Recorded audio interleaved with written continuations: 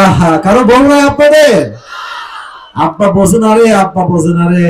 আহা, আমি যুবকদের পক্ষে একটাই স্লোগান আজকে দিব, যুবকদের চরিত্র রক্ষা করতে চাইলে আর শীত থেকে বাঁচাইতে চাইলে কম্বল দিয়ে নয়, বউ দিয়ে যুবকদের শীত দূর হবে।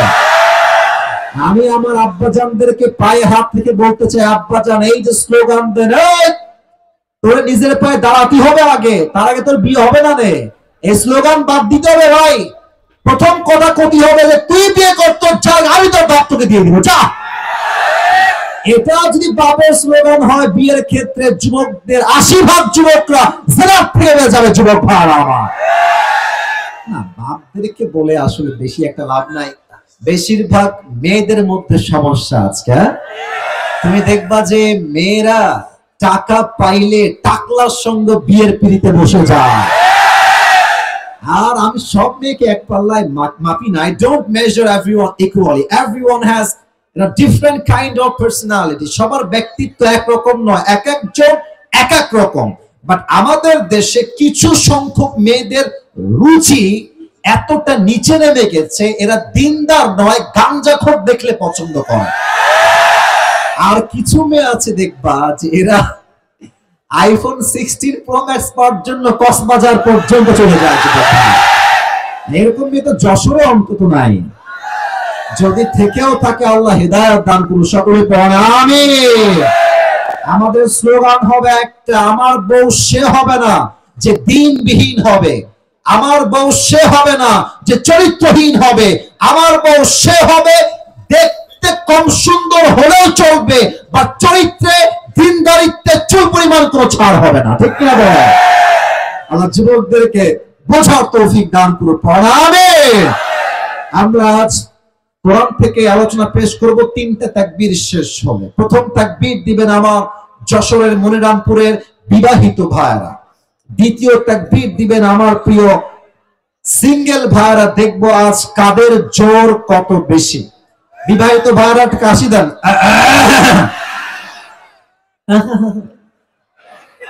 চলো না গো, আওয়াজ নাই গো। আচ্ছা দেখা যাক কিটা পারে আজকে। বিবাহিত ভাইরা দিবেন, এই সিঙ্গেল না, কিপ কোয়াইট, কিপ সাইলেন্ট, তোমরা চুপ থাকো। বিবাহিত ভাইরা তাকবীর দিবেন। লিল্লাহি তাকবীর। মোটামুটি চলে, খারাপ না। আচ্ছা এবার সিঙ্গেল ভাইরা কাশি দাও। আচ্ছা এত সহজ সিঙ্গেলকে হারানো। আচ্ছা দেখা যাক কে পারে আজকে। আমি নাম্বার না, মুরব্বীরা নাম্বার দিবে আজকে। সিঙ্গেল ভাইরা তোমাদের time, it's time for the single people. লিল্লাহি তাকবীর। বিবাহিত ভাইরা, আই এম সো সরি, আপনারা আমাকে মাফ করে দিবেন। আজকে যুবকরা সিঙ্গেলরা 80% নাম্বার পেয়ে বেশি পাস করেছে। ঠিক কিনা বলে? এবার সবাই মিলে তাকবীর দিবেন। আমি সহ আমার আফ্রিদি ভাই সহ আমরা সবাই মিলে তাকবীরের ঠেলায় ভাই স্টেজ ভেঙে নিচে পড়ে যাব। দেখা যাক কত জোর আছে যশোরবাসীর মাঝে। সবাই একটা গলা ঠিক করে নেন। লিল্লাহি তাকবীর। সাউন্ড আসছে, সাউন্ড আসছে। আরেকবার ট্রাই করি। হাত তুলে এমনি মুষ্টিবদ্ধ হাত করেন তো সবাই, মুষ্টিবদ্ধ হাত। Let's try again together. আবার চেষ্টা করব। কাপুরুষের মতো নয়, আমরা সবাই বিপুরুষের সন্তান, যশোরের ভাড়া। লিল্লাহি তাকবীর।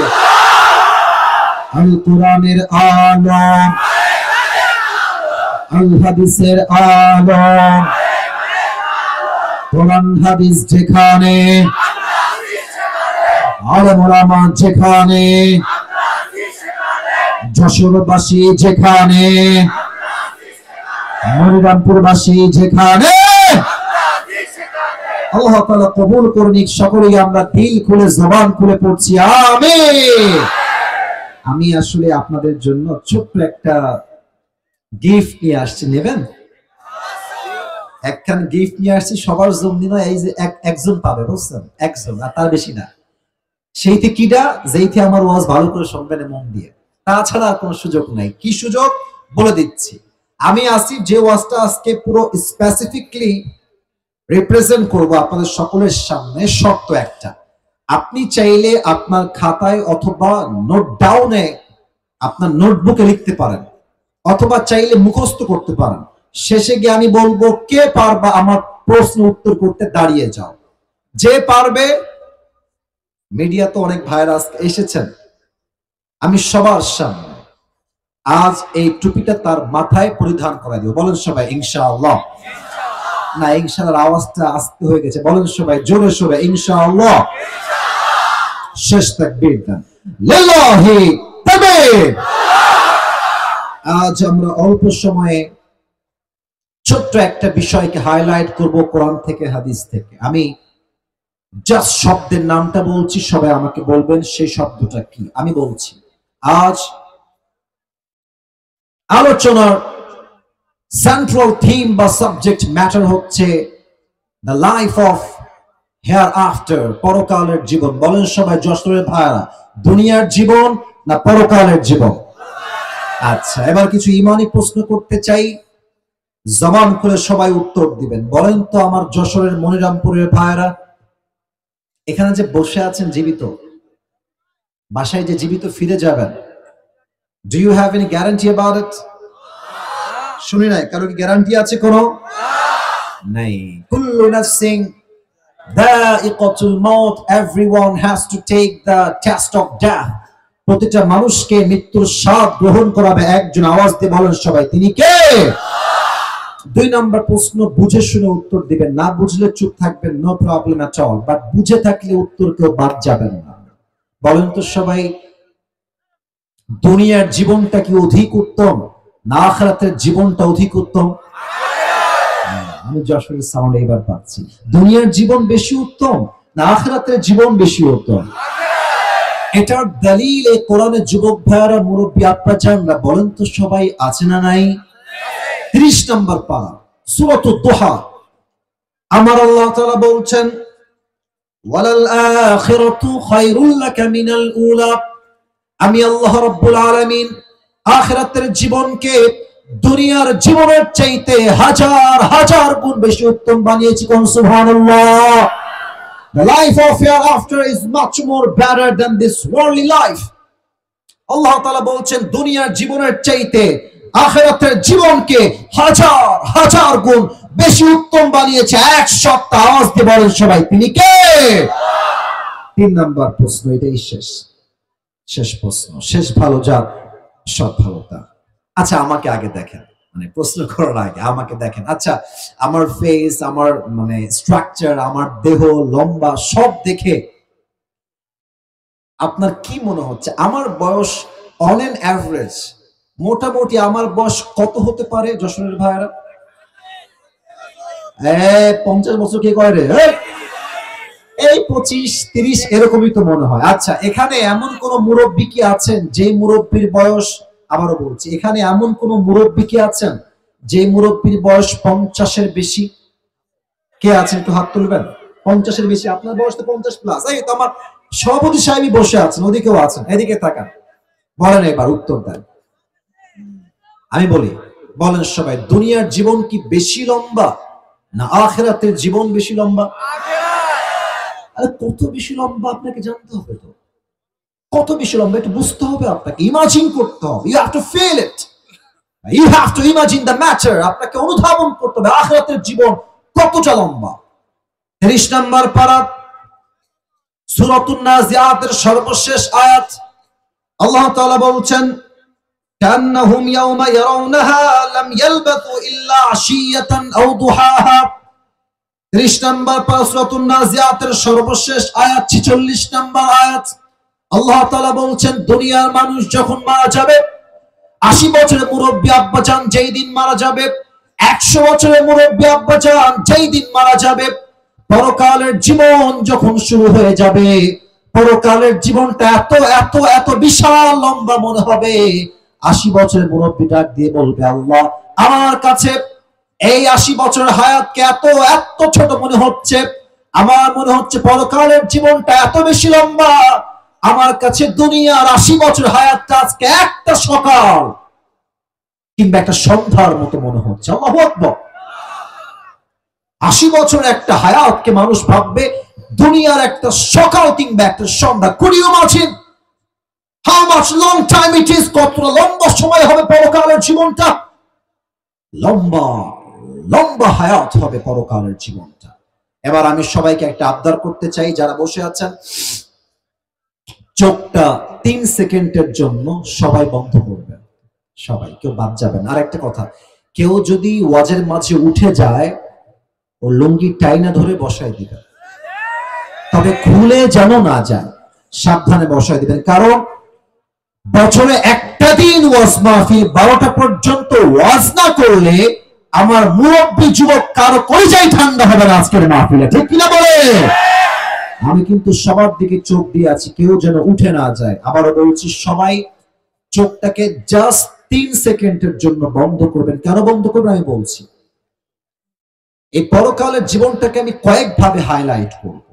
আবার বলছি, পরকালের জীবনটাকে আমি ভাগাভাগি করে হাইলাইট করব। আমি আজকে বলবো যে পরকালের জীবনটা শুরু হবে কেমনে, আমাদের মৃত্যুটা হবে কেমনে, আমাদের মৃত্যুটা আমরা মালাকুল মউতকে ফেস করব কেমনে, যুবকের মৃত্যু কেমন হবে, নামাজি বান্দার মৃত্যু কেমন হবে, বেনামাজির মরণটা কেমন হবে, কবরের জীবন যে শুরু হবে, হাউ ইট উইল স্টার্ট, পরকালের জীবনটা শুরু হবে কেমনে, আমরা যে আবার দুনিয়ার জীবন থেকে বিদায় নেওয়ার পরে জীবিত হব, আমরা আবার জীবিত হব কেমনে, সেই যে বিচার দিবস কায়েম হবে, বিচার দিবসটা কায়েম হবে কেমনে, হিসাব হবে কেমনে, মিজানের পাল্লায় আমলনামা ওজন হবে কেমনে, আমরা জান্নাতে যাব কেমনে, জাহান্নামে যাব কেমনে, এই পুরো টপিকটাকে ইন ডিটেইলস আমি আজ কোরআন থেকে হাদিস থেকে হাইলাইট করব। বলেন সবাই দিল থেকে ইনশাআল্লাহ। এবার চোখটা সবাই বন্ধ করুন, আমিও বন্ধ করছি সবার সাথে। 3 গোনার পরে খুলবেন। চোখ বন্ধ। 1 2 3, চোখ খোলা। সবাই চোখ খুলে আমার চেহারার দিকে সবাই তাকায়। আজ আমরা বসে আছি যশোরের মনিরামপুরের দোদারিয়ার জমিনে। আমরা বসে আছি ঠিক রাস্তার সাইডে। আচ্ছা, যশোরের যে বিশ্ব বা হাইওয়ে রোডটা আছে, যে হাইওয়ে রোড দিয়ে আমরা ঝিনাইদহ যাই, চুয়াডাঙ্গা যাই, খুলনাও যাই, আমার দোদারিয়ার ভাইয়ারা, মনিরামপুরের ভাইয়ারা, কথা একটু বুঝে শুনবেন। ঠিক বলাটা ইটস নট মাস্ট, আপনি বললেও হবে না বললেও হবে, বাট বোঝাটা মাস্ট, বুঝতে হবে। বলেন তো, বিশ্ব রোডে যে গাড়িগুলো যায়, হানিফ, দেশ ট্রাভেলস, ন্যাশনাল, গ্রামীণ, গ্রিন লাইন, এই যে বাসগুলো চলে ঢাকার কোচ, এর স্পিড বিশ্ব রোডে, হাইওয়ে রোডে কম থাকে না বেশি থাকে? এই তো উত্তর পেয়েছি। কম থাকে না বেশি থাকে? বেশি থাকে। দেখবেন আপনি খুব খেয়াল করে, বাইক যাদের আছে, বাইক যারা চালাও, দেখবা বড় রাস্তায় ট্রাকের ড্রাইভার আমাদের মতো বাইক চালকদেরকে মানুষই মনে করতে চায় না। তুমি যাবা ঠাস করে চাপাই দিবে। আমার মনে হয় যে ট্রাকের চালক আমাদেরকে মানুষ মনে করে না, রাস্তার বামে চাপায় দেয়, ডানে চাপায় দেয়, খালে ফেলায় দেয়, ওদেরকে আবার সামনে গিয়ে অ্যাটাক করা দরকার, গাড়ির থেকে নামিয়ে জুতার পিটা করা দরকার। যুবক ভাইরা, আপনি কাল সকাল যখন হয়ে যাবে, কেউ যাবে স্কুলে, কেউ যাবে কলেজে, কেউ যাবে বাজারে, কেউ যাবে ব্যবসায়, কেউ যাবে চাকরিতে, সবাই সবার কর্মস্থলে সকাল হলেই ছুটে যাবে। আপনি জাস্ট ভাবেন যে কালকে সকালবেলা আপনি যাবেন যশোরের মেইন শহরে, একদম মেইন শহরে, তা আপনি হাইওয়ে রোড দিয়ে যাবেন।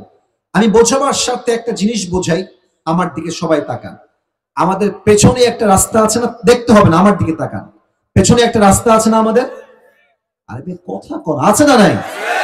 আচ্ছা, মনে করেন পেছনের রাস্তা পেছনে নাই, এটা হচ্ছে এইখানে। আবার বলছি, পেছনের রাস্তা পেছনে নাই, এক্সাম্পল হিসেবে রাস্তা এইখানে। আর আমি আসিফ হুজুর যেখানে বসে আছি, এটা হচ্ছে আপনার বাসার গলি, বোঝাবার সাথে। তো এই বাসটা হচ্ছে বিশ্ব রোড, এটা হচ্ছে আপনার বাসার গলি। সাইকেল নিয়ে যাচ্ছেন, বাইক নিয়ে যাচ্ছেন, অটো নিয়ে যাচ্ছেন, অথবা সিএনজিতে যাচ্ছেন, গলির রোড থেকে বিশ্ব রোডে উঠে আপনি জাস্ট বাম দিকে যাবেন, এই দিকে পেছন থেকে হানিফ একটা বাস, তার স্পিড আছে 110। আপনি যখনই সিএনজি রাস্তায় উঠিয়ে বামে যাবেন, আপনার সিএনজি বামে ঘুরাইতে পারেন নাই, জাস্ট এমনি উঠেছে, এমনি আছে।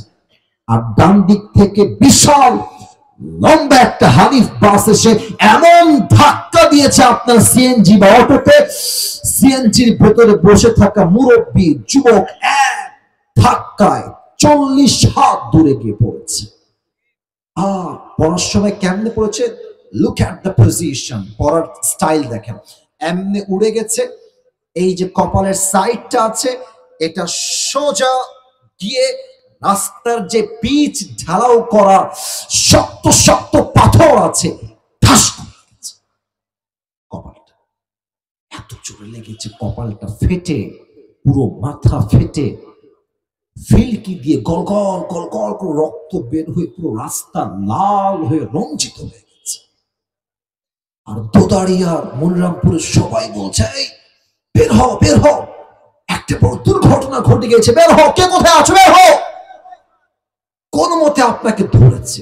আর একজন বলছে, অ্যাম্বুলেন্স কল দাও, অ্যাম্বুলেন্স কল দাও, এখন রাইট নাও কল দাও। কল দিয়েছে, খুব দ্রুত অ্যাম্বুলেন্স চলে আসছে, আপনাকে কোন মতে ধরে যশোরের সদর হাসপাতালে ভর্তি করে দিয়েছে। And you don't have strength to talk with anybody. You are totally and completely senseless. কোনো জ্ঞান নাই, কথা বলার শক্তি নাই, 24 hours কোনো জ্ঞান নাই, কোনো চোখ খোলা খুলি নাই। 24 ঘন্টা পর, দীর্ঘ 24 ঘন্টা পর চোখ খুলছে। You can't see anything clearly. Everything is, look like it's not clear, ঝাপসা। বাট আপনি বুঝতে পারছেন যে আপনি যে বেডে শুয়ে আছেন, সেই বেডের চাদরের রং হচ্ছে সাদা।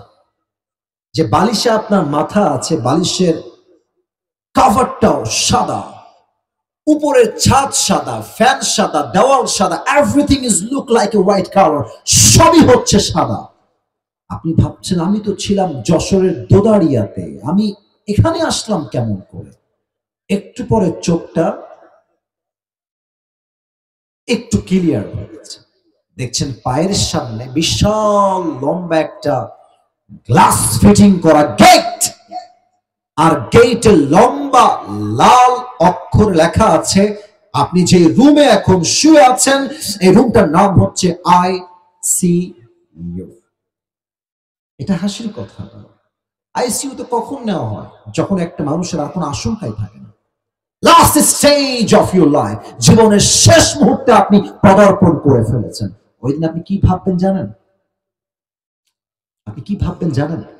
ইস, আমি কেন সুদ খাই না, আমি কেন ঘুষ খাই না? প্রত্যেকটা পাগলা যুবক ভাববে, ইস, আমি রাতের বেলা পর্নোগ্রাফি ব্লু ফিল্ম কেন দেখলাম? প্রত্যেকটা যুবক ভাববে, আমি হারাম রিলেশনশিপ কেন করলাম দুনিয়ার বুকে? প্রত্যেকটা যুবতী মেয়ে ভাববে, ইস, দুনিয়াতে আমি পর্দাশীল কেন হতে পারলাম না?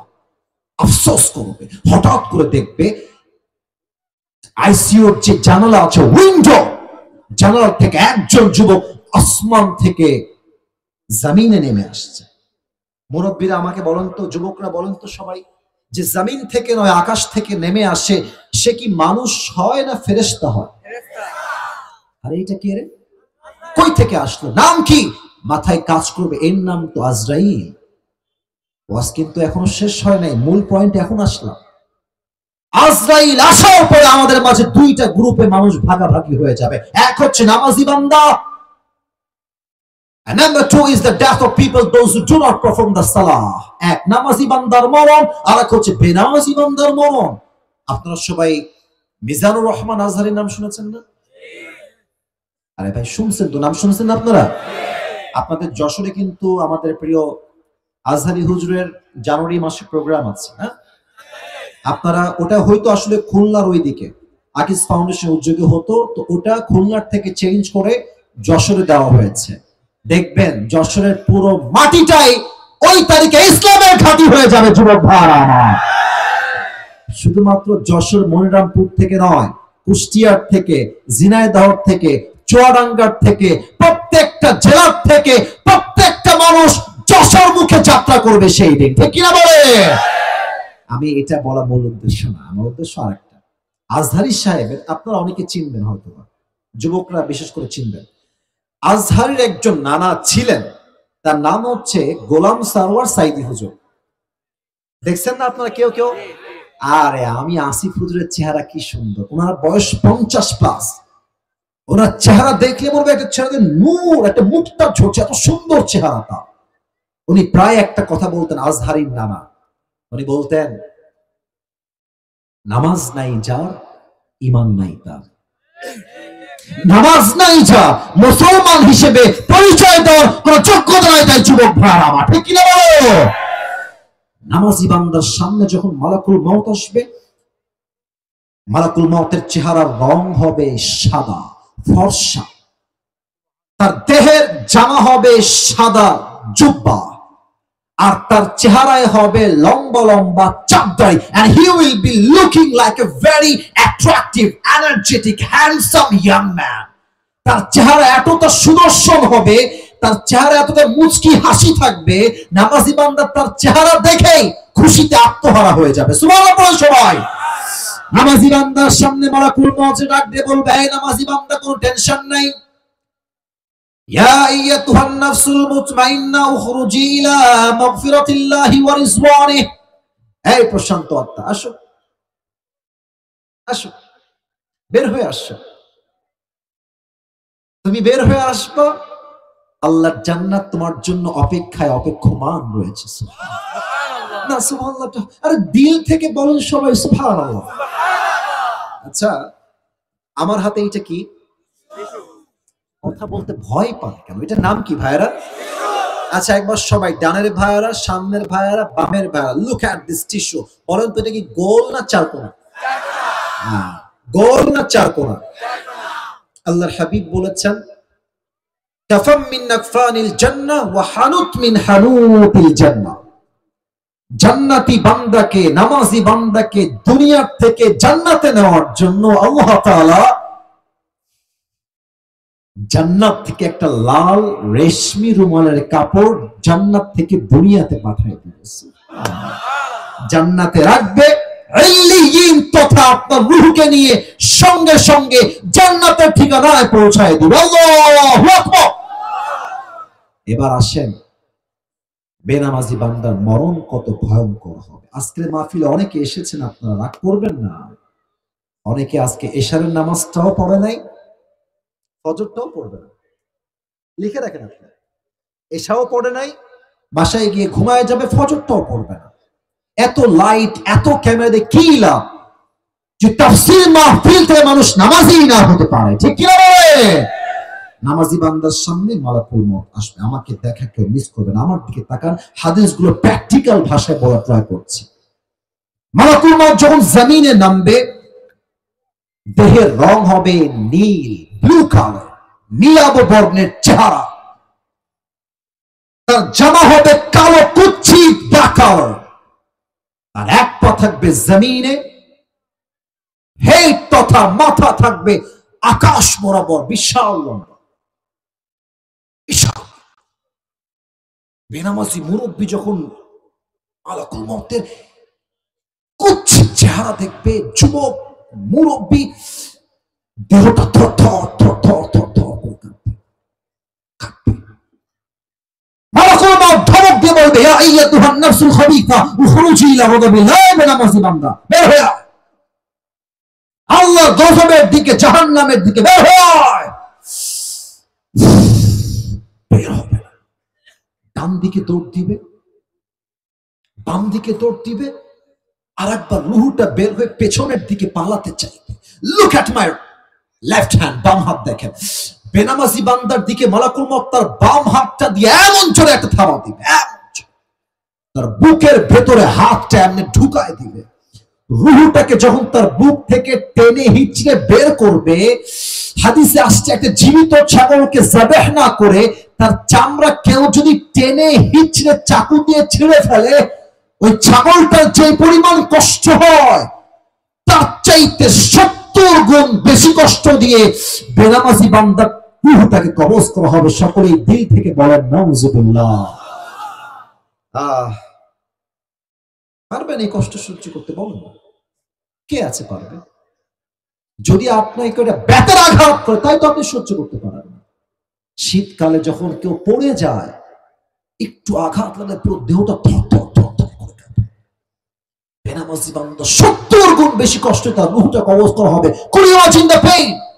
আপনি ভাবেন না তার ব্যথা কত বেশি হবে। রূহটা কবজ হয়ে যাবে, লাশটা পড়ে যাবে, বাস কবরের জীবন শুরু। এবার একটা প্রশ্ন করবো সবাইকে, তবে উত্তর সবাই ভুল দিবে। প্রায় মানুষ বলতে 90% মানুষই ভুল দিবে। বলেন তো কবরের প্রশ্ন মোট কয়টা হবে? 4টা। একজন সঠিক, বাদ বাকি সবাই 3টা বলেছেন। হয়তো বলবেন হুজুর সারা জীবন শুনলাম 3টা, আপনি কোন 4টা? আপনি আইসেন কোয়ান্তে? ভাই আছে, 4টা প্রশ্ন আছে। আমি প্রশ্ন করছি, সবাই দাঁড়িয়ে থাকা ভাইয়ারা দাঁড়াই থাকেন, নো প্রবলেম, তবে উত্তরটা দিয়ে না আমাকে। আমি প্রশ্ন করছি, বলেন আমাদের রব কে? আস্তে আবারও শাহাদত আঙ্গুলি উত্তোলন করে বলবেন, আমাদের সকলের মুসলমানদের রব কে? আল্লাহ আমার রব। বলেন না, আল্লাহ আমার রব। দমে দমে তনু মনে তারি অনুভব। তোমার দুনিয়াতে আমি যেদিকে তাকাই, অথই নিয়ামতে ডুবে আছি সবাই। পাখপাখালির কণ্ঠে শুনি তাসবিহ করো রব, তাসবিহ করো রব। আল্লাহ আমার রব, এই রবই আমার সব। ওকে, 1 নাম্বার। 2 নাম্বার, ওয়ামান নাবিয়্যুকা তারিফু হাযার রাজুল, do you know who is this person? ও একটা কথা বলতে হবে, সরি বলতে ভুলে গেছি। এই কথা না বললে ওয়াজটা সম্পূর্ণই হবে না। মাস্ট, ইম্পর্টেন্ট, বলতে গেলে ফরজ আইন এটা বলা।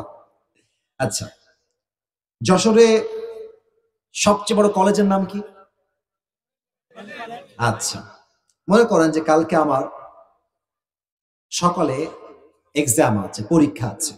আমি জাস্ট বোঝাচ্ছি, ইটস নট লাইক যেটা বাস্তব, জাস্ট বোঝাবার সাথে আমি বই বের করছি। বইয়ে লেখা আছে ঢাকা। আমাদের বাংলাদেশের রাজধানীর নাম কি? উত্তর লেখা আছে ঢাকা। আমাদের বাংলাদেশের সবচেয়ে বড় সমুদ্র সৈকত কোথায়? লেখা আছে কক্সবাজার। আমাদের বাংলাদেশের সবচেয়ে সুন্দর, যেখান থেকে পরিবেশটা এনজয় করা যায়, নাম কি? লেখা আছে সাজেক। ব্রেন দিয়ে পড়লাম, মুখস্থ করলাম। সকালবেলা পরীক্ষার হলে গেলাম, প্রশ্নপত্র আসলো। এই কথা কি বোঝা যায়? আরে ভাই কথা কি বোঝা যায়? আমি পরীক্ষায় গিয়ে, পরীক্ষায় প্রশ্নপত্র আমার সামনে চলে আসছে। লেখা আছে প্রশ্ন প্রথমে ক, বাংলাদেশের রাজধানীর নাম কি? ওই যে কালকে পড়েছিলাম, ঢাকা। উত্তর ঢাকা। বাংলাদেশের সবচেয়ে বড় সমুদ্র সৈকত কোথায় অবস্থিত? ওই যে পড়েছিলাম, ব্রেন দিয়ে। আবারও বলছি, ব্রেন দিয়ে লিখে দিলাম উত্তর কক্সবাজার। সবচেয়ে সুন্দর ভিউ কোথায়? পাহাড়ি ভিউ, কুয়াশার ভিউ। উত্তর লিখে দিলাম ওই যে ব্রেন দিয়ে সাজেক। কবরের প্রশ্ন কসম। আপনি ভাববেন না কবরে 3টা প্রশ্ন মুখস্থ করে ফেলেছি, নো টেনশন, খালি বউটা ভাবাই নিল একবার। এরকম না, কবরের প্রশ্ন কেমন হবে? ব্রেন দিয়ে। আপনাকে জানতে হবে, মানতে হবে, আমল করতে হবে, ঈমান রাখতে হবে, তারপর উত্তরটা সহজ হবে। ঠিক কিনা বলেন? যদি ভাবেন যে উত্তর মুখস্থ করে উত্তর দিব, no, absolutely wrong idea man. আবার বলেন তো এবার আমার মুখের দিকে তারা, এই যে আমার লম্বা লম্বা কালো কালো, আচ্ছা মাইকটা একটু হটাই দিই, এটা লম্বা লম্বা কি? না, আবার সাউন্ড কমে, এটার নাম কি? আচ্ছা আপনারা সবাই কর, আমার ক্ষতি হবে ভাই। এই দাড়ি রেখে কি আমার খ্যাত লাগতেছে? কথা বস না, কিসের জন্য খ্যাত লাগতেছে ভাই? আরে কিছু দাড়ি দেখলে চুল খায়, কিছু মেয়ে আছে দাড়ি দেখলে পছন্দ না। এরা দেখবো যে দাড়ি পছন্দ না, টিকটকার এরা পছন্দ করে যুবক ভাই, বাসও খায় সেই লেভেলের বাস। কারণ যে টিকটকার, যার চরিত্র খারাপ, যে গাঞ্জা খাইয়াই কুল পায় না, ও তো নিজের মূল্য নিজেই বুঝে, তার বইয়ের মূল্য বুঝবে কেমন করে? যশোরের ভাড়া এবার বলেন, যেই মেয়েরা দাড়ি রেখে পছন্দ করতে চায় না, তুমি কি বলবা? তোমার চিন্তা কি হওয়া উচিত? একটু মেসেজটা দিয়ে দিই, বলবা যে আপনার পছন্দ হচ্ছে না আমাকে? না, বলবা আপনি আমাকে কি পছন্দ করবেন না? আপনার মতো চরিত্রহীন মেয়েকে তো আমি নিজেই বিয়ে করবো না। আরে যেই না আমাকে দাড়ির জন্য বিয়ে করতে চায় না, সেই না আমার বউ হয়ে যে চোখ রাখে না যুবক ভাই আমার, ঠিক কিনা বলে? হ্যাঁ, এবার বলেন তো সবাই, আবার নবীর মুখে লম্বা লম্বা চাপ দাড়ি ছিল কি ছিল না? জোরে বলেন, ছিল কি ছিল না? আমার নবীর মতো সুন্দরী আল্লাহর জমিনে দ্বিতীয় আর কেউ কি হতে পারে? যাদের চেয়ে সুন্দর তুমি, নবী আমার কামলিওয়ালা, দো জাহানের বাদশাহ তুমি, প্যারা নবী সাল্লে আলা, দো জাহানের বাদশাহ তুমি, প্যারা নবী সাল্লে আলা, যাদের চেয়ে সুন্দর তুমি, নবী আমার কামলিওয়ালা। সুবহানাল্লাহ বলুন না তো সবাই। 2 নাম্বার প্রশ্ন শেষ। 3 নাম্বার, ওয়া দীনু, আমাদের ধর্মের নাম কি? বলেন বুক খোলা। আরে মিয়া গর্ব নিয়ে, আমাদের ধর্মের নাম কি? ইসলাম আমাদের ধর্ম বিধায় তো আমরা মারামারি করতে চাই না। ভারত ভাবতেছে যে ডক্টর ইউনুস সাহেব একটু লেদা বেদা মানুষ, নম্রভদ্র মানুষ, ব্যাংকের এফডি মানুষ, আরে বাংলাদেশকে শেষ করে ফেলবো। আর ওই যে হকার সাংবাদিক একটা আছে, বাংলাদেশ থাকবে না, ব্যাটাটি বাংলাদেশে আয় না, এই দেশের 1 ইঞ্চি মাটি আমার কলিজার তাজা বুকে রক্ত দিয়ে স্বাধীন করা মাটি যুবক ভাই। চট্টগ্রাম নিবা তোমরা, আসো না, এমন একটা যুদ্ধ হবে, এর নাম হচ্ছে গজওয়ায়ে হিন্দ। হিন্দুস্তানের সঙ্গে যুদ্ধ হবে, তবে সেই যুদ্ধে কাফেরদের বিজয় হবে না, মুসলমানরা বিজয় অর্জন করে আনবে যুবক ভাই আমার, ঠিক কি বলো? আমরা মুসলমান, তবে হ্যাঁ, স্বামীর কাছে বউ গেলে স্বামীর শক্তিও বেড়ে যায়, বউয়ের শক্তিও বেড়ে যায় যুবক ভাই।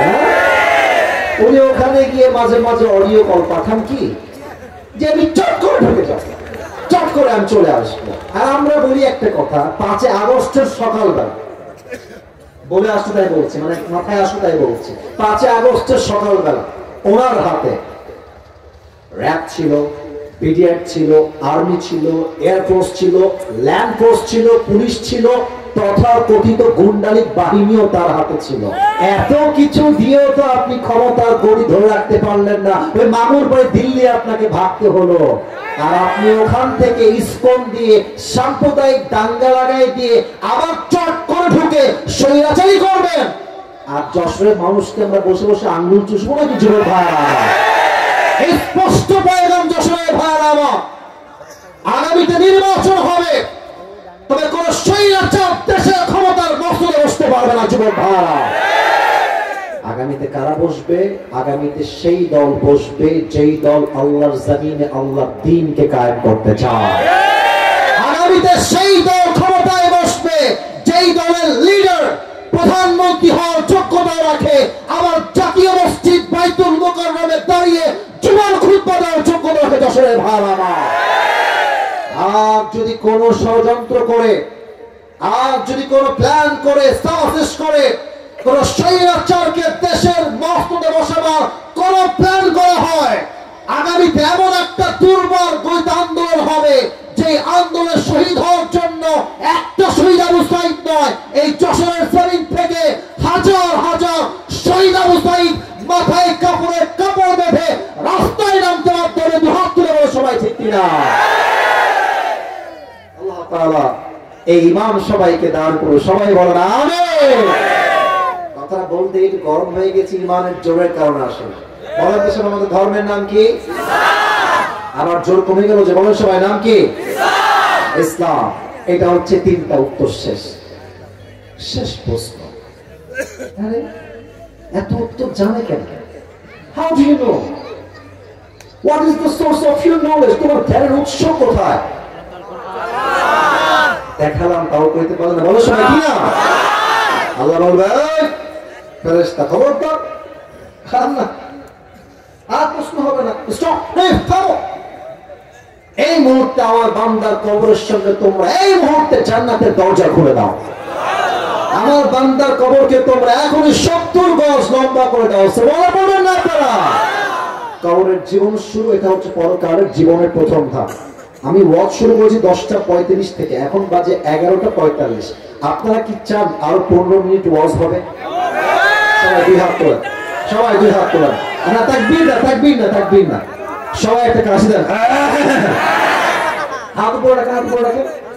আমি একটা ওয়াদা করব, যশোরের ভাইয়েরা, আমি খুলনার ছেলে, আমি আপনাদেরই ছেলে, আপনারা আমাকে একটা ওয়াদা দেন।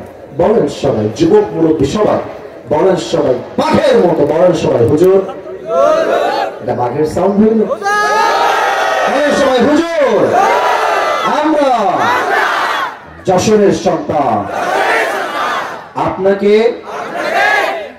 ওয়াদা দিলাম, আমরা কেউ দোয়া না করে উঠে যাব না। এই হাত দেখতে চাই, I would like to see your two hands, আমি দুইটা হাত দেখতে চাই, উঠে যাব না।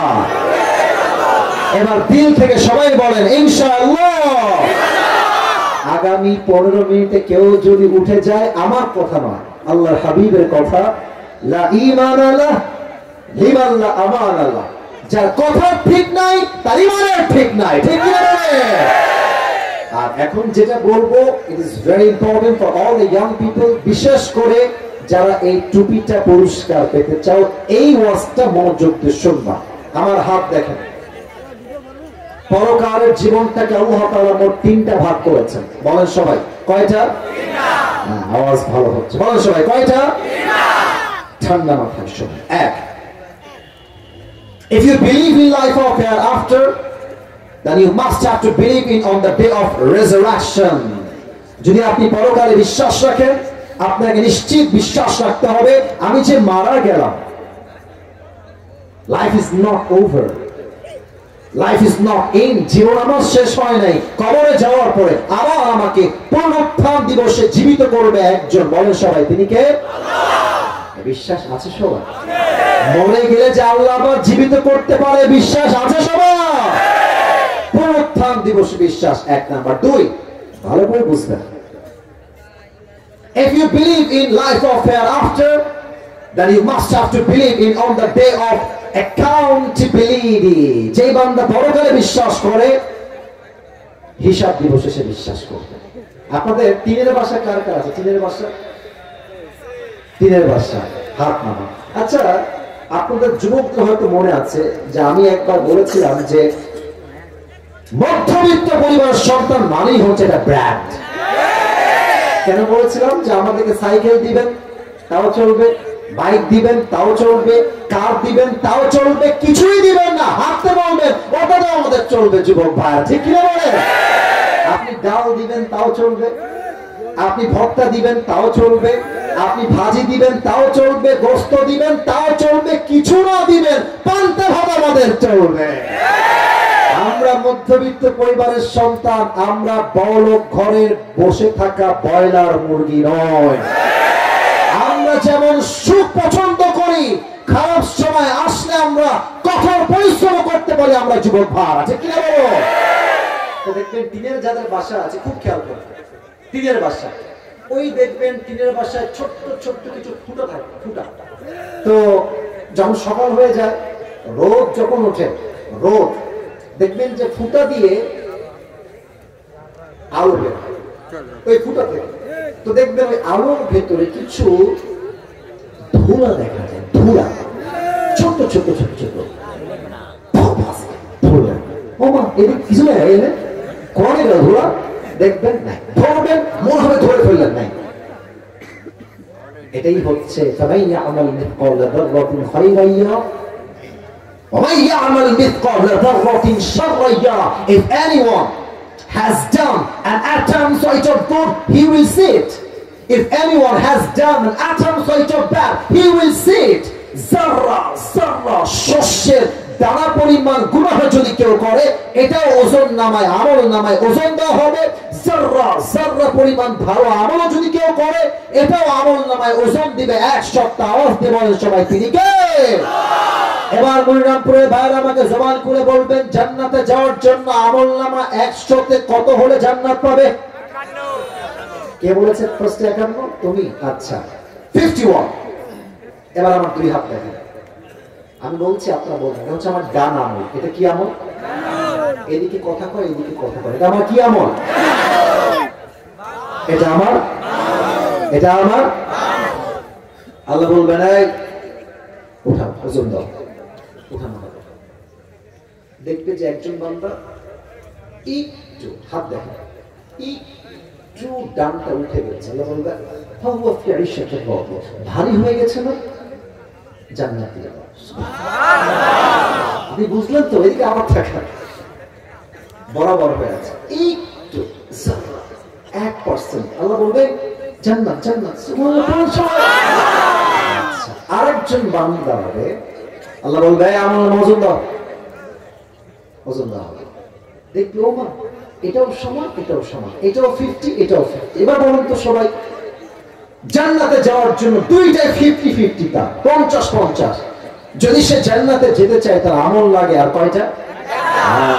বলেন সবাই কয়টা? কোনো টেনশন নেই, আমার বাপ এখানে লাগছে, এটা আসলে মোটেও হাসির কথা না। আব্বা একটা জান্নাতে একটা আমল।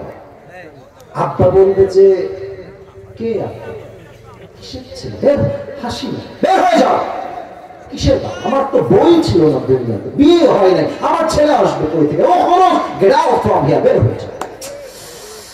যুবক বলবে আব্বা আমি তোমার ছেলে, আমাকে চিনতে পারছো না? কিসের ছেলে? বের হয়ে যাও।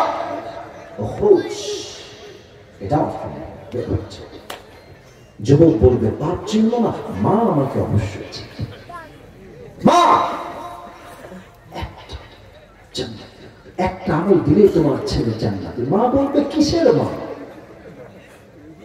কিসের ছেলে? বের হয়ে যাও। আমার তো স্বামী ছিল না, সন্তান আসবে কই থেকে? আমি আসিফের কথা নয়।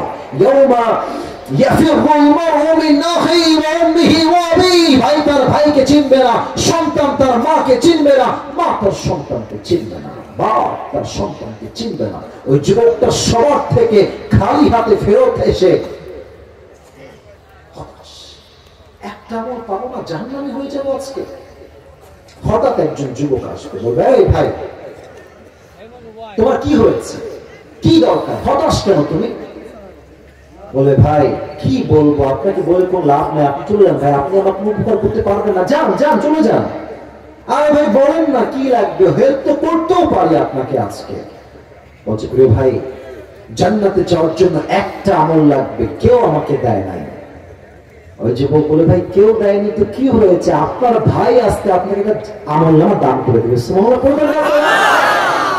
এই হাদিসটা প্রথমে আমি পড়ি নাই, প্রথমে আমি শুনেছিলাম পাকিস্তানের বিখ্যাত আলেম, ফেমাস স্কলার, তার নাম হচ্ছে মাওলানা তারিক জামিল। নাম শুনছেন আপনারা সবাই? উনি বললেন যে এই ভাইটা, তার ভাষা তো উর্দু, উনি ওনার ভাষায় বলছিলেন যে ये कहेगा कि भाई तुम मुझे एक अमल दे सकते हो, तुम्हारे पास एक अमल है? तो वो भाई कहेगा जरूर, क्यों नहीं, मैं तुम्हें एक अमल आज अल्लाह के लिए दे दूंगा। तो वो अमल ले लेगा पहले और साथ ही साथ रब के पास दौड़ के जाएगा, अल्लाह मुझे एक अमल मिल गया है, तू मुझे अभी की अभी जन्नत दे दे। तो अल्लाह कहेगा अरे तेरी माँ ने तुझे एक अमल नहीं दिया, बाप ने नहीं दिया, भाई ने नहीं दिया, औलाद ने नहीं दिया, तुझे एक अमल किसने दिया? तो कहेगा हादा अखी, ये मेरा भाई है जिसने मुझे आज एक अमल अल्लाह के लिए अता कर दिया है। तो अल्लाह पूछेगा अरे तेरा दिमाग तो ठीक है, बाप ने एक अमल नहीं दिया, भाई ने नहीं दिया, माँ ने नहीं दिया, औलाद ने नहीं दिया, किसी ने भी नहीं दिया, तू कौन होता है एक अमल देने वाला? तो वो बंदा कहेगा अल्लाह मेरे पास अमल है ही बस एक अमल, मेरे पास है ही एक अमल, अगर ये है तो भी मैं जहन्नम में जाऊंगा, नहीं है फिर भी मैं जहन्नम में जाऊंगा। तो मैंने सोचा कि अगर मेरी एक अमल के जरिए से मेरी और कोई भाई जन्नत में चला जाए तो उसमें मेरी क्या बुरी बात है। तो मैंने एक अमल मेहरबानी करके उसको सदका कर दिया। अल्लाह कहेगा अरे तो मुझसे ही बड़ा मेहरबान बनना चाहता है, अना रहमान अना रहीम, मुझ मुझसे बड़ा शफ़क़त वाला, मुझसे बड़ा मेहरबान और कोई नहीं हो सकता। तुझे जो एक अमल मिल गया है, 51 हो गया है, तू जन्नत में चले जा, लेकिन अकेले जन्नत में मत जाना, तू भी जन्नत में जा, और जिसने तुझे एक अमल दे दिया है तू भी जा, उसे भी साथ लेकर दोनों जन्नत में चले जा। আল্লাহ বলবে, কি রে তুই একটা আমল কেন দিলি? বলবে, আল্লাহ আমার কাছে আছেই মাত্র একটা, ও থাকলেও আমি জাহান্নামী, না থাকলেও জাহান্নামী। তা আমি ভাবলাম যে যদি আমার ভাই আমার একটা আমল নিয়ে জান্নাতে যায়, আমার দোষ কোথায়? আমি আল্লাহ দান করে দিচ্ছি, তোমার দিকে তাকায়। আল্লাহ বলবে, আরে তুমি কি আমার চাইতে বেশি দয়াময় হতে চাও? তুমি কি আমার চাইতে বেশি মায়াময়? না না, আমি হলাম the most merciful, the most gracious, the most kindful Lord। আমার মতো দয়াময় মায়াময় আর কেউ নয়। তুমি যে একটা আমল পেয়ে গিয়েছো, তুমিও জান্নাতে যাও, তুমি একা যেও না। যে তোমাকে একটা আমল দান করেছে তাকে নিয়ে দুইজন একসঙ্গে জান্নাতে প্রবেশ করো। সুবহানাল্লাহ। 100 আমল লাগবে, 51 হলেই আপনি জান্নাতি। এবার একটা প্রশ্ন, সময় যেহেতু শেষ, আর সময় নিও না, ওয়াদার জায়গায় থাকবে। কিয়ামতের দিবসে প্রথম হিসাব কি বিষয় হবে? একজন আগে পেয়ে গেছে, আবার বলছি, কিয়ামতের দিন প্রথম হিসাব কি বিষয় হবে? আপনারা সবাই ইসলামের দ্বিতীয় খলিফা ওমর ফারুক রাদিয়াল্লাহু আনহু নাম শুনছেন না সবাই? শেষ হাদিস বলছি, শেষ ভালো যাক। ওমর ফারুকের কাছে একজন যুবক আসছে, তার নাম হচ্ছে আবু লু'লু আল মাজুসি। এসে বলছে, ওমর আমার একটা অভিযোগ আছে। কি অভিযোগ? বলছে, আমার যে মালিক আছে, আমি একজন গোলাম, সে প্রত্যেক দিন আমার কাছে 6 দিরহাম জোর জবরদস্তি চার্জ করে। আরে তো তুমি কত চাও? বলছে, আমাকে 2 দিরহাম চার্জ করলে আমার জন্য ভালো হয়। তো বলছে, আরে ভাই তোমার চাকরি কি, ব্যবসা কি, তুমি কি করো? তো বলছে, আমি মূলত চাকু বানাই, খঞ্জর কাকে বলে? আমার ডান হাত দেখেন, ডানেও চাকু বামেও চাকু, মাকবাদাতু ফি ওয়াসাতি, হ্যান্ডেল হচ্ছে মাঝখানে। বলছে, ও আচ্ছা, তোমার এই ব্যবসা, তোমার তো 6 দিরহাম নয় 10 দিরহাম চার্জ হওয়ার কথা। এই কথা শুনে কাফের বলছে, ও আচ্ছা ওমর, সবাই যেহেতু মুসলমান তাই তুমি সবার বেলায় নরম, আর আমি যেহেতু কাফের তাই তুমি আমার বেলায় হয়েছে গরম, তাই না ওমর? তোমার বিচার আমি একাই করবো। ধমক দিয়ে ডান দিক দিয়ে বের হয়ে গেছে। বিশাল লম্বা একটা খঞ্জর বানিয়েছে ওমরকে হত্যা করবার জন্য। আচ্ছা বলেন তো, আমার গায়ে এটা আমি কি মুড়ি দিয়েছি? না, উত্তর পাইছি। বলো সবাই, নাম কি? আচ্ছা সবাই আমার পেটের ডান দিকে দেখেন, সবাই প্রত্যেকটা যতটুকু দেখা যায়, প্রত্যেকটা আরব সর্দারের পেটের ডান দিকে একটা খাপ থাকতো হাতিয়ার রাখার জন্য, শত্রু পক্ষকে তার ঘায়েল করতে পারে, পেটের ডান দিকে। তো আবু লু'লু আল মাজুসি বিশাল লম্বা একটা খঞ্জর নিয়ে পেটের ডান দিকে রেখেছে। এবার দেখেন আমার চাদর কেমনে সে নিজেকে আত্মগোপন করেছে। চাদরের পেছন দিক থেকে নিয়ে এই পর্যন্ত মেয়েদের নেকাবের মতো দিয়েছে, এমনি দিয়েছে। আমি হাদিসটা প্র্যাকটিক্যালি বলছি। আর এই ডানের এই চাদরটাকে পুরোটা এমনি দিয়ে ঘুরাই দিয়ে পুরো মুখ ঢেকে ফেলেছে। No one can see his face except his eyes। চোখ ছাড়া কিছুই দেখা যায় না, পুরো মুখটাই কভার্ড। ফজর আযান দিয়েছে, ওমর ফারুক আসছে ইমাম হয়ে। সফু সুফুফাকুম, কাতার সোজা করো, কাঁধে কাঁধ মিলিয়ে দাঁড়াও। আল্লাহু আকবার। سبحانك اللهم وبحمدك وتبارك اسمك وتعالى جدك ولا إله غيرك الحمد لله رب العالمين الرحمن الرحيم مالك يوم الدين। নামাজ শুরু হয়ে গেছে। সূরা ফাতিহা পড়েছেন, কিরাত পড়েছেন, আল্লাহু আকবার, রুকুতে গিয়েছে। যখন ওমর ফারুক রুকুতে গিয়েছে, পেছন থেকে আবু লু'লু আল মাজুসি চাদরটাকে এখন এভাবে ধরা ছিল তো এমনি উড়াই দিয়েছে, আর পেছন থেকে পিঠের ডান দিক থেকে খঞ্জরটা বের করে ওমরের সামনের দিকে আসছে।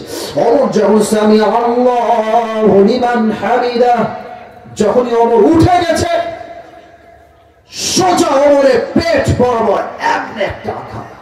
এই পেট থেকে right to left, left to right, right to left, এমনি একবার এমনি একবার এমনি তিনটা চাকুর আঘাতে ওমরের পেট কেটে নাড়ি ভুঁড়িগুলো সব পেট থেকে বাহিরে গল গল করে বের হয়ে গেছে। আর ওমরে ফারুক নামাজের মাঝে চিৎকার দিয়ে বলছে, আমাকে একটা কুকুর হত্যা করেছে, কে আছে আমাকে বাঁচাও। অজ্ঞান হয়ে পড়ে গেছে। সাহাবায়ে কেরাম বলছে, ধরো কাফেরকে ধরো। সবাই নামাজের মাঝে ওই কাফেরকে ধরতে গেছে। আর ওই কাফের যাকে সামনে পেয়েছে তাকে এমনে এমনে এমনে আঘাত করেছে। 7 জন সাহাবী আঘাত পেয়ে জায়গাতেই নামাজের মাঝেই শহীদ হয়ে গেছে, জায়গাতেই মারা গেছে। আর ওমরকে ধরে তার ডান দিক নিয়ে আসছে। মদিনার সব ডাক্তাররা দৌড় দিয়ে আসছে, ওমরকে বাঁচাও। ওমর হয়তো আর বাঁচবে না। হাদিসের শেষ অংশে আছি, ওমরের দুই পিঠে দুই কাঁধে এমনি হাত দিয়ে হালকা উঠেছে। এটা হচ্ছে পানির বোতল, দুই ঠোঁট এমনি হার করে মুখে পানি দিয়েছে। পানি যখন মুখ দিয়ে গেছে, গলা দিয়ে নেমে বুক দিয়ে নেমে পেট এতটা কেটে গেছে, গলা দিয়ে বুক দিয়ে নেমে সবগুলো পানি পেট কেটে গল গল গল করে বাহিরে বের হয়ে যাচ্ছে। ডাক্তাররা বলছে পানি দিয়ে কাজ হবে না, দুধ নিয়ে আসো। দুধ নিয়ে আসছে, দুই ঠোঁট ফাঁক করে দুধ দিয়েছে। দুধটা গলা দিয়ে নেমে বুক দিয়ে নেমে পুরো পেট কেটে সবগুলো দুধ রাস্তায় গল গল করে বের হয়ে গেছে। সাহাবীরা দেখে বুঝে গেছে ওমর হয়তো আর বাঁচবে। হঠাৎ এক সাহাবী দেখছে ওমর তার চোখটা ভেরি লিটল বিট, খুবই সামান্য হালকা খুলেছে। ওই সাহাবী দূর থেকে আসছে, মারা গেল ওমর। ওমর আপনার কি হয়েছে, কি লাগবে আপনার? ওমর জাস্ট একটা ইঙ্গিত করছে, তোমার ঠোঁট কান, ঠোঁট কান, মানে তোমার কানটা আমার ঠোঁটের কাছে নিয়ে আসো। কানটা ঠোঁটের কাছে নিয়েছে। আর ভাবছে হয়তো বা ওমর বলবে আমার রাষ্ট্রের সম্পদ দেখে রেখো, বউকে দেখে রেখো, সন্তান দেখে রেখো, এটাই আমার লাস্ট ওসিয়ত। না না না, যখনই কানটা বাড়িয়ে দিয়েছে ওমরে ফারুক শেষ কথা, আসল্লান নাস, আসল্লান নাস, আসল্লান নাস। সন্তানের খবর লাগবে না, বউয়ের খবর লাগবে না, রাজ্যের সম্পদের খবর লাগবে না। আমি ওমরকে আমার হায়াতের শেষ মুহূর্তে একটা খবর দাও, আমি অজ্ঞান হওয়ার পর যেই নামাজের ইমাম আমি ওমর ছিলাম, ওই নামাজটা জামাতে আদায় হয়েছে কিনা। আপনি বুঝেন নামাজ কাকে বলে?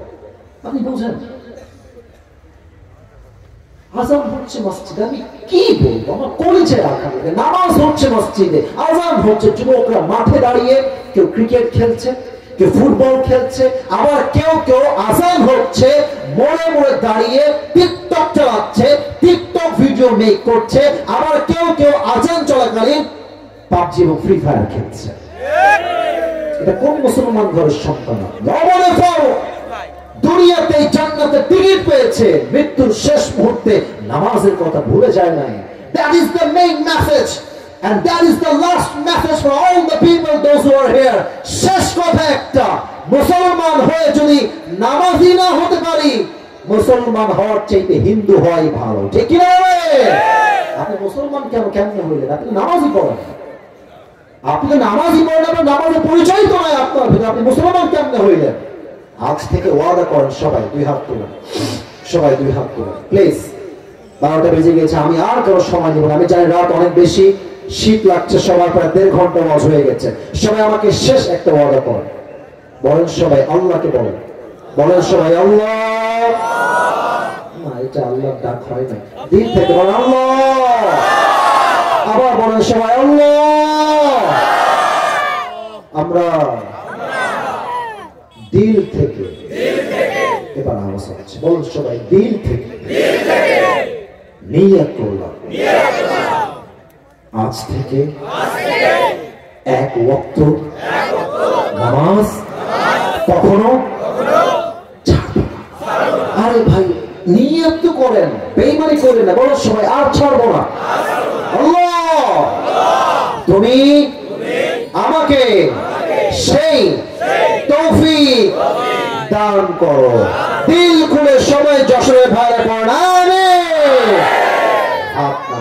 হচ্ছে 2 হিসাব দিবসে প্রথম হিসাব হবে নামাজ দিয়ে, আমল নামা লাগবে 151।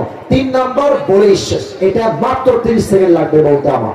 3 হচ্ছে কেউ উঠছে নাকি সোনামণি বসো, নতুন নাকি রে? তাকবীর দেন সবাই, লিল্লাহি তাকবীর। 3 নাম্বার হচ্ছে হিসাব দিবসের পরে আমাদের মাঝে 2টা দল হবে।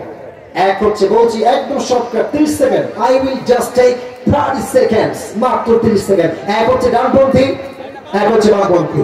ফারিকুন ফিল জান্নাতি ওয়া ফারিকুন ফিস সাঈর, এক দল যাবে জান্নাতে আর এক দল যাবে জাহান্নামে। শেষ কথা, এক দল জান্নাতে যাবে, আল্লাহ বলবে এই আব্দুর রহমান বের হও, এই আব্দুর রহিম বের হও, এই আব্দুল্লাহ বের হও। আল্লাহ আমরা তো জান্নাতেই ছিলাম, বের হবো কেন? আল্লাহ বলবেন ওই যে কষ্টে দুঃখে অভাবে তুমি যে মধ্যবিত্ত পরিবারের সন্তান ছিলে, টাকা ছিল না, বাড়ি ছিল না, চাল ডাল ছিল না, অভাব অভাব, চাকরি নাই, ব্যবসা নাই, ব্যবসায় লস লস, এত কিছুর মধ্যেও যে তুমি বলেছিলা আলহামদুলিল্লাহ, আল্লাহ অনেক ভালো রেখেছিলেন ভাই, অনেক ভালো আছে আলহামদুলিল্লাহ, সকল আল্লাহ আলহামদুলিল্লাহ, আমি ধৈর্যশীল। ওই ধৈর্যের বিনিময়ে আজ তুমি জান্নাতে যাবা, তবে তোমার কোনো হিসাব হবে না, তুমি বিনা হিসাবেই জান্নাতে যাবে। ইন্নামা ইউওয়াফাস সাবিরুনা আজরাহুম বিগাইরি হিসাব, indeed those who observe patient they will be given their reward without measure। যারা হবে ধৈর্যশীল আল্লাহ তাদেরকে কিয়ামতের কঠিন হিসাব দিবসে বিনা হিসাবে জান্নাত দিবে। সুবহানাল্লাহ। এবার যারা পুরস্কার পেতে চান, কেউ যদি উঠে যায় খবর আছে, আমি এক্ষুনি দোয়া করবো জাস্ট পুরস্কারটা দিয়ে। পুরো ওয়াজকে 1 মিনিট বা 2 মিনিটে বলছি, আগেই বলি প্রথমে সব কথাই বাদ কাট করে দিলাম। প্রথম কথা বলবো, এই যুবক তুমি বলো তো যে আসবে তাকে বলবো কবরের মোট প্রশ্ন কয়টা? বলতে হবে 4টা। বলেন সবাই কয়টা? 1 রবকে, 2 নবীকে, 3 ধর্ম কি, 3টা উত্তর শেষ। তোমার জ্ঞানের উৎস মা ইলমুক কোথায়? বলো সব জ্ঞানের উৎস কোথায় হবে? বলো সবাই কোথায়? এই তো কবরের 4টা প্রশ্নের উত্তর শেষ। এবার আমি বলবো, বলেন তো প্রিয় ভাই, পরকালের জীবনটাকে আল্লাহ তাআলা কয়টা ভাগ করেছেন? বলবেন সবাই কয়টা? কথা তো উত্তর ঠিক আছে, তো জোরে বলো সবাই কয়টা? 3টা। 1 পরকালে যে বিশ্বাস করে সেটা বিশ্বাস করে যে আমি মরে গেলেই জীবন শেষ না। পুনরুত্থান দিবস অর্থাৎ এমন একটা দিবস আছে যেই দিবসে আবারও আমাকে জীবিত করবে আমার রূহ দিয়ে। একজন আওয়াজ দিয়ে বলেন সবাই তিনি কে? পুনরুত্থান দিবসে বিশ্বাস। খুবই সহজ, খুবই সহজ। 2 যে পরকালে বিশ্বাস করে সে হিসাব দিবস বিশ্বাস করে। হিসাব এই দিন দিন নয়, আরো দিন আছে, সেই দিন আসল খেলা হবে, আসল হিসাব হবে। তো আমি কিছু পয়েন্ট শেয়ার করেছিলাম সেখানে, যে হিসাব দিবসে আমল নামা ওজন হবে। 100 আমলে কত আমল পেলে জান্নাত পাবে? বলেন সবাই 50। আচ্ছা বলেন তো কিয়ামতের দিবসে প্রথম হিসাব বান্দার কি বিষয় হবে? নামাজ। বলেন সবাই কি বিষয়ে? আচ্ছা, ওমর ফারুক তার জীবনের শেষ মুহূর্তে বলেছিলেন তোমরা আমার বউকে বাচ্চাকে দেখে দেখো। ইয়েস নাকি নো? তোমরা আমার সম্পত্তি সব দেখে দেখো। ইয়েস নাকি নো? শেষ কথা আসল্লাম নাস, আগে বলো নামাজটা আদায় হয়েছে কিনা। আল্লাহু আকবার। আচ্ছা হিসাব দিবস শেষ। 3 নাম্বার ভেরি ইজি, হিসাব শেষ। 2টা গ্রুপ হয়ে যাবে, ডানপন্থী বামপন্থী। ডানপন্থী কারা? দ্য পিপল অফ প্যারাডাইস, জান্নাতি যারা। বামপন্থী কারা? দ্য পিপল অফ হেলফায়ার, জাহান্নামী হচ্ছে তারা, বামপন্থীরা। এবার একটাই কথা শেষ কথা, আমি বল ভাই বলুন তো ভাই, জান্নাতের কাতারে কিছু লোক জান্নাতে যাবে তবে বিনা হিসাবে যাবে, কি গুণের জন্য? আপনি বলবেন হুজুর ধৈর্যশীল। ধৈর্যশীল এটাই বলেন সবাই, কিশীল? ধৈর্যশীল যে হবে তাকে কিয়ামতের দিন বিনা হিসেবে জান্নাত দিবে। একজন আওয়াজ দিয়ে বলো সবাই তিনি কে? কবরের 4টা প্রশ্ন আর পরকালের জীবনে এই 3টা ধাপ, 3টা অংশ। আমি প্রশ্ন করলে উত্তর করতে কে পারবে? হাত নয়, দাঁড়িয়ে যাও, দাঁড়িয়ে যাও। 1 2 3। আচ্ছা দেখছি সবাই 1 2 3 4 5 এখানে অনেকে দাঁড়িয়েছে। তবে আমি আমার ভাইকে রেফার করবো, আপনি আসেন। আসেন ভাই, আমার অনেকক্ষণ থেকে ওই সুযোগ নিয়ে দাঁড়িয়ে আছে, বসেন। যদি সে না পারে আমি অন্য কাউকে। এই ভাই ওই পাশে আপনি স্টেজে উঠে আসবেন। উঠে যাবে? উঠে যাবে? তা আসুন, উঠে আসেন ভাই। আমার কারণ সে অনেক আগের থেকে দাঁড়িয়ে আছে। সবাই একটা কাজ করে দেখি, তাকবীর দেন সবাই, লিল্লাহি তাকবীর। হ্যান্ড মাইকটা আপনি, হ্যান্ড মাইকটা। এই অপারেটর ভাই